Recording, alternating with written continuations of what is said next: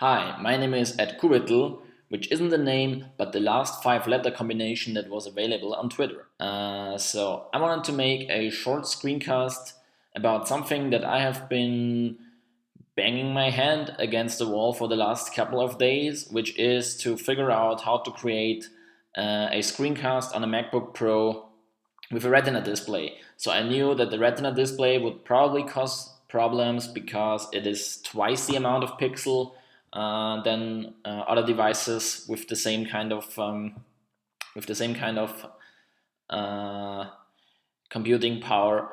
And I had no idea about video editing, or well, I still have no idea about video editing and recording and all that kind of stuff.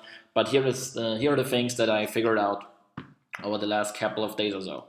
So this is how to create a sharp screencast on a 13-inch MacBook Pro with Retina display. this Pally, too much Hearthstone. So first of all, here is a list of goals that I had in mind, that I wanted for my videos, and whether or not you share those goals, your conclusions will be different. Although we probably can agree on the first one, which is to have good performance while recording on the MacBook Pro itself.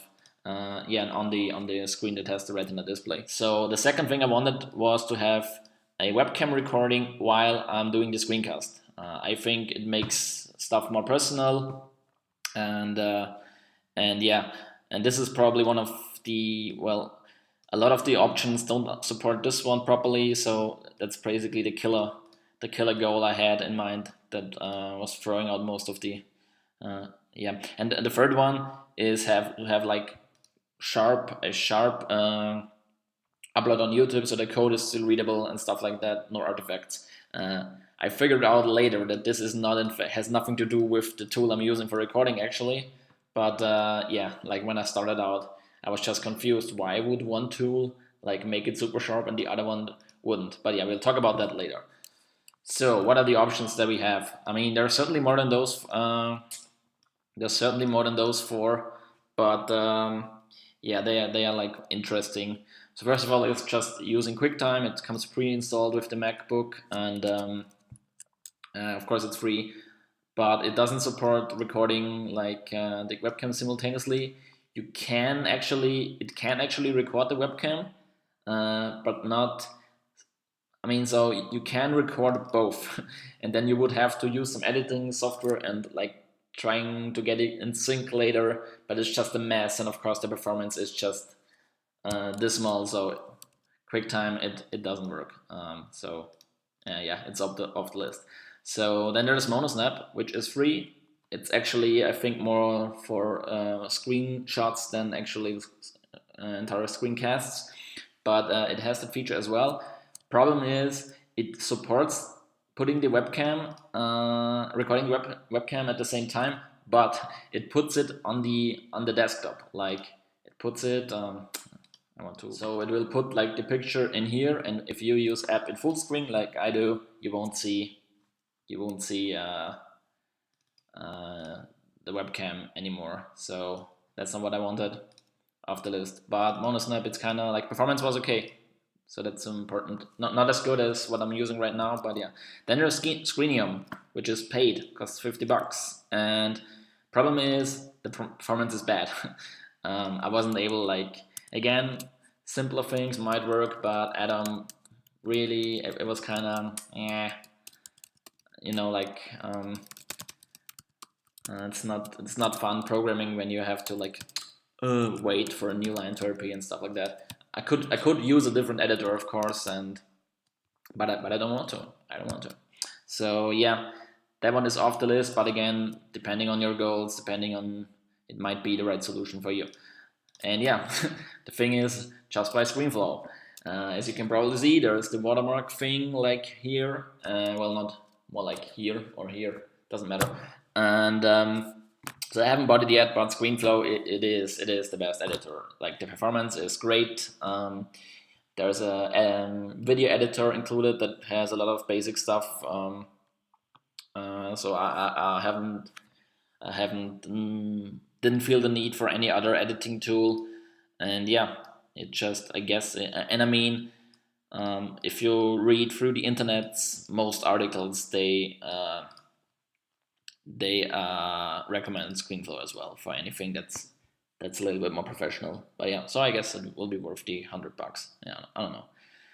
So still with ScreenFlow, I had a lot of trouble. So as you can see, the third recommendation was code readable on GitHub. So I wanted to, have like have the text sharp readable here, and like at least 144 whatever. Like this has nothing to do with the recording software per se, as I found out, but I noticed I noticed differences, because you can either export into a file or you can upload to YouTube directly. And my recommendation is don't do it. Don't do it on a MacBook Pro. The reason why is that the aspect ratio of the MacBook Pro is not the same that YouTube uses. So what ScreenFlow will do for some strange reason is stretch the image, which just looks terrible. And of course you have the option.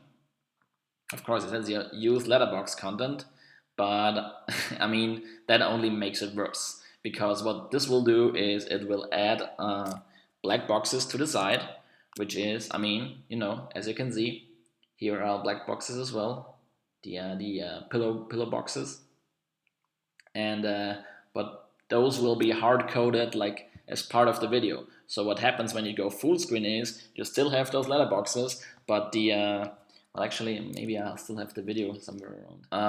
So here we have the pillar box is hard coded, and what happens when you go full screen on a MacBook Pro? Well, the aspect ratio doesn't fit, so let's add letterboxes at the top and the bottom, and now you have a black frame for no good reason, and it's just a mess. Like I just don't want to like let YouTube figure out how to display the video. Don't try to be smart, and but yeah. So you either can stretch it, or you can either stretch it or add the letterboxes, both of which is a terrible idea. So instead, but the reason why I wanted to upload directly was whenever I did it like that way, it would be much sharper. Like the quality would just be so much better, and I couldn't figure out why. And well, I finally did figure out why.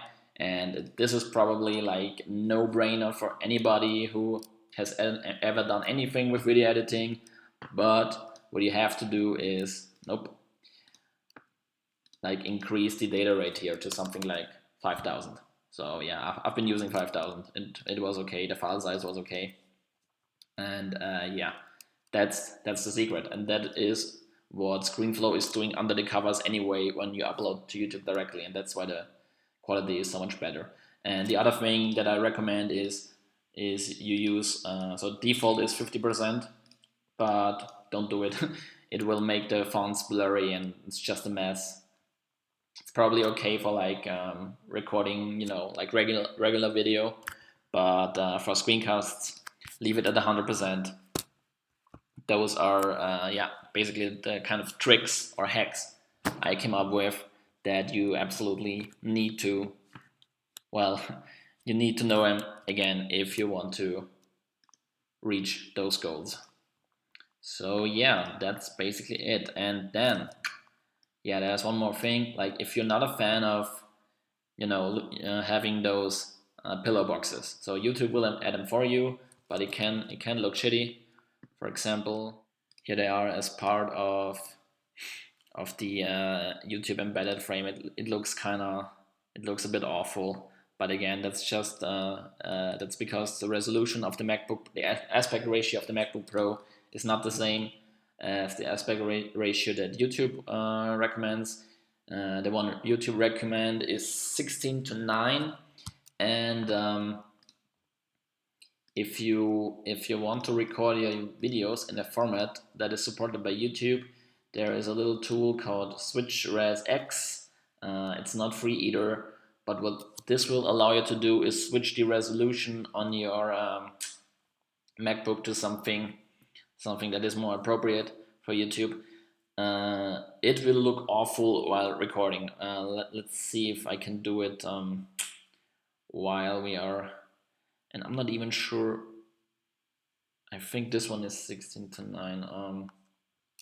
No. Oh yeah, there we go. And HD.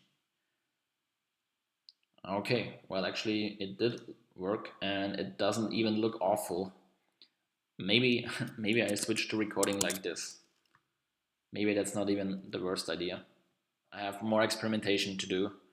But yeah, these are the intermediate results of my screencasting research. Again, if you have any experience with those kind of things, this is probably completely trivial to you, and you are completely. But yeah, as a newbie and as a MacBook Pro, I mean, the MacBook Pro certainly isn't a great device for that kind of stuff in the first place. But yeah. So yeah, that's basically it. Thanks for watching, and see you next time.